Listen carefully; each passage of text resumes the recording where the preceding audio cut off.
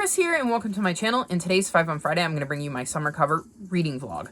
So this is going to be a really weird vlog, considering I read these two ages ago and just never sat down to film, but I keep putting it off. So I figured, since I just recently read these two and wanted to update you, that I would just get it over with and update you on all four in this clip, and hopefully update you with the final book, The Firefly Summer, when I got that done. So the first book I read, I believe, was The Summer of '69, and this was indeed set in summer. This follows a family during the summer of 1969, and they looked forward to spending their summer at their grandmother's home in Nantucket.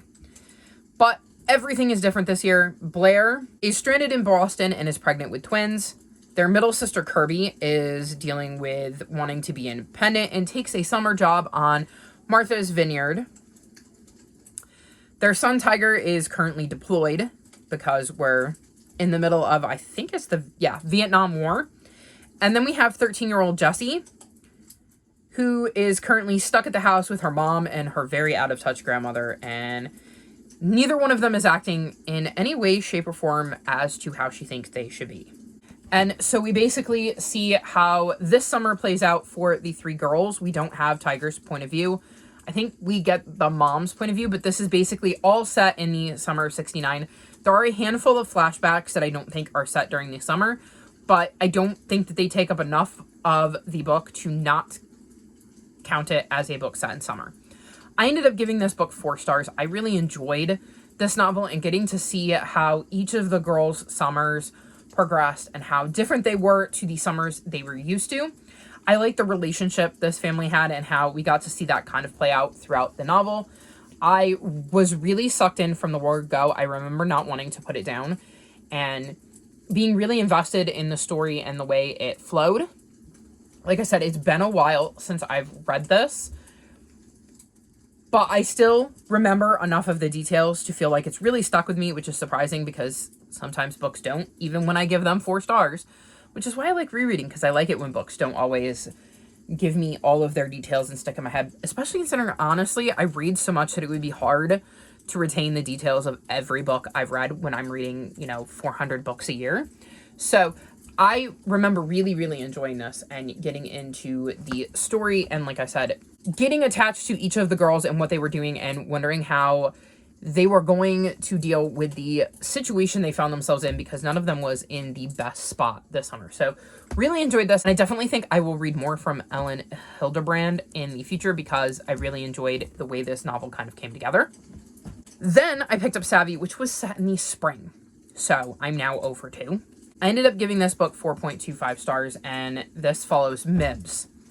And each of her family members kind of has a magical ability or knack. Oh, their supernatural power, which is their savvy. And unfortunately, their dad gets hurt shortly before Mibs's 13th? Yes, 13th birthday, which is usually when they all come into their savvy. And it kind of creates a ripple effect with Mibs, as now everything has shifted from what her savvy could be to trying to survive her mom being off with her dad, wondering what is going on with her dad, and dealing with this savvy without either one of her parents around. I really enjoyed the relationship between Mibs and her siblings and how they were trying to deal with this situation because they were around people who didn't know about these knacks, these savvies, because it's not something that happens to most people. I like that she was really trying to get to her dad because that was a big thing. She felt like if she could just get to him, somehow everything was going to be okay. And I felt that that was completely relatable for a teenager to believe that somehow just being with your family makes everything better. I like the journey that she went on throughout this because she wasn't just going to sit around and pretend like everything was okay. I thought Mibs was a great main character and really enjoyed the journey that she went on and getting to learn about Savvy and how they develop and who got them and what each of the kids' knacks were and how they were developing throughout the book. I believe this is the first in a series, and I definitely want to continue the series because, like I said, I thought the magic or savvies were really, really interesting, and I would like to see more of that. Alas, like I said, it was not set in summer, so 1 for 2 is not bad. It's better than I've done in the past. Then I read Wish, and I'm giving this 4 stars. This follows a girl named Charlie who is dealing with a lot. Her mom is not capable of taking care of her, and her dad is in prison, so she is sent to live with an aunt and uncle she does not know. Her sister gets to stay in their hometown of Raleigh with a friend, as her sister is 17 and Charlie is obviously not, so Charlie ends up with her aunt and uncle and is really struggling because this is a small kind of pokey town, and she is very anti being in this town with these people.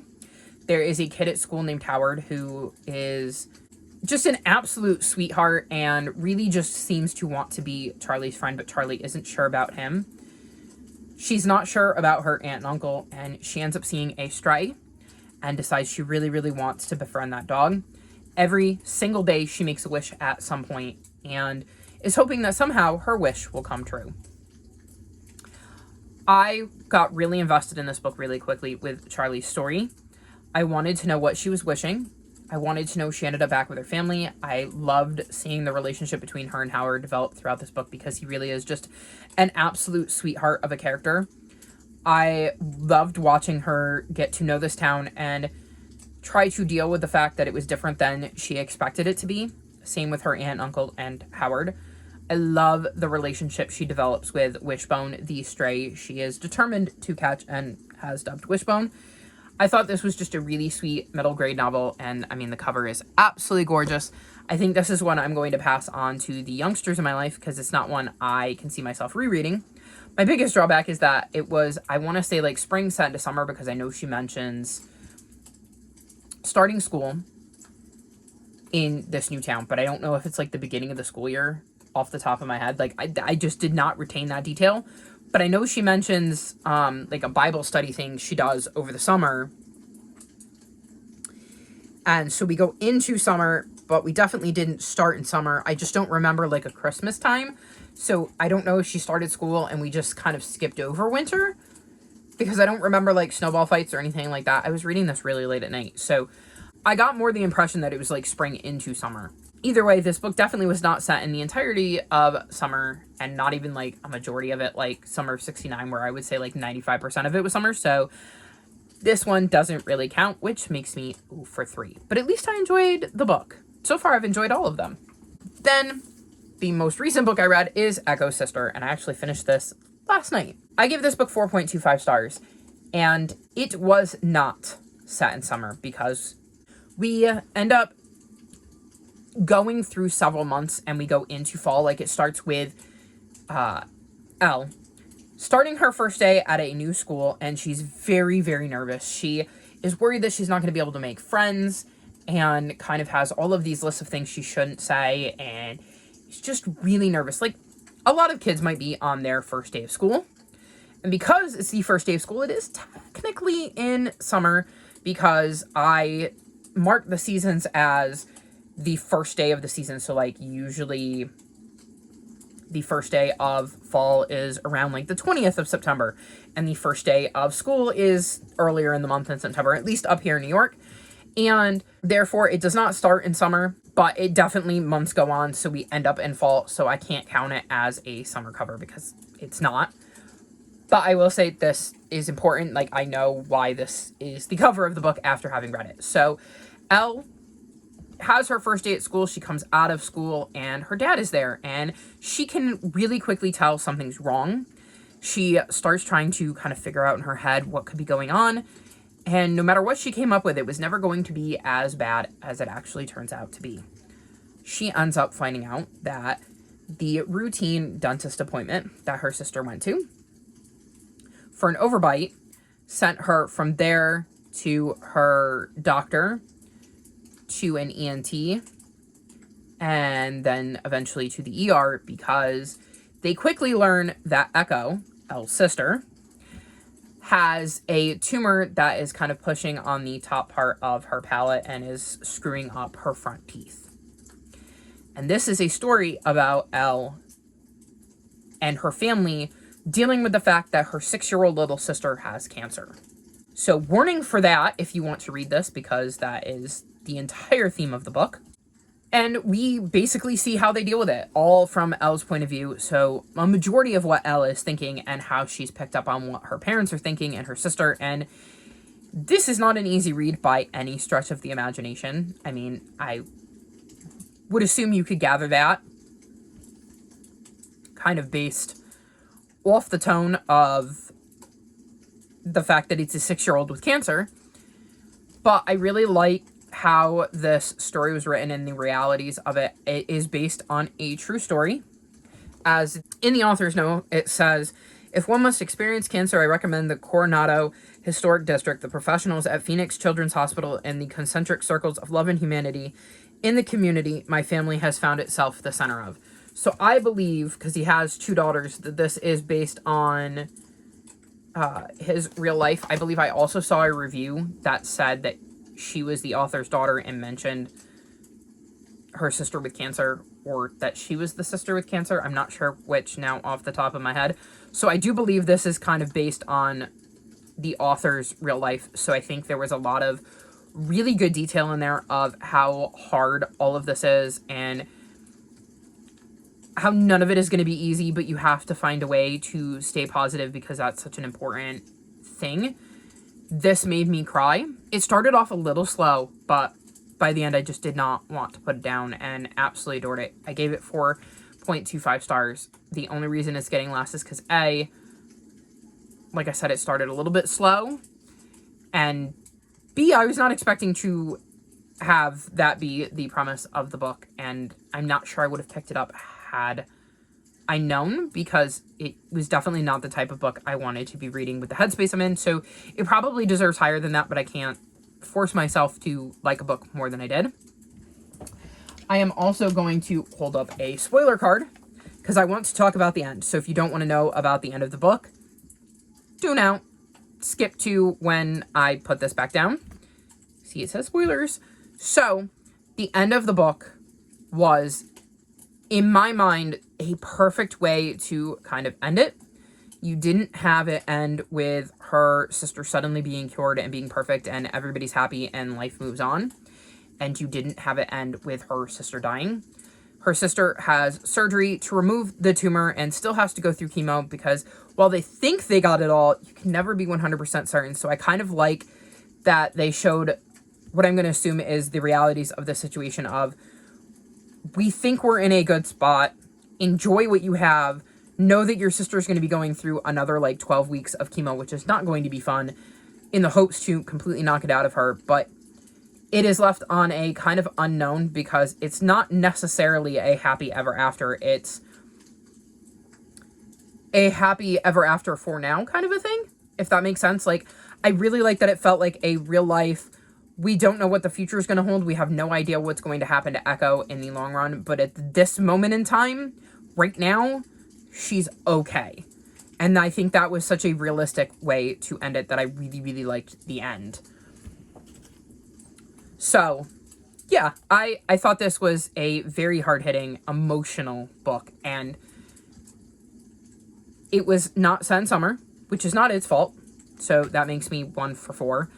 But it was a really good book, and if it sounds interesting and you're in a headspace where you can handle it, I would highly recommend you read it, because it was really, really well done. So there you have it. Those are the 4 books I've read for summer covers.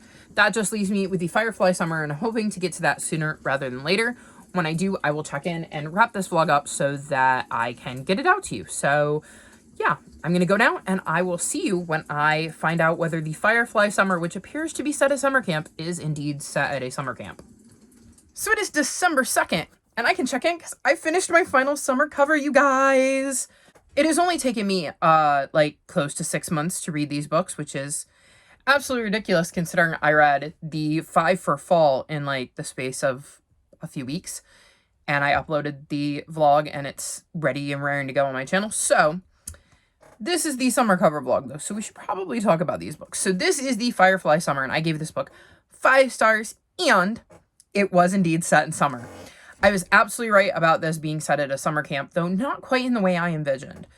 In this book, we're following Rihanna, and she gets a letter from grandparents that she doesn't know because her mom died when she was 3, and she's had no contact with them.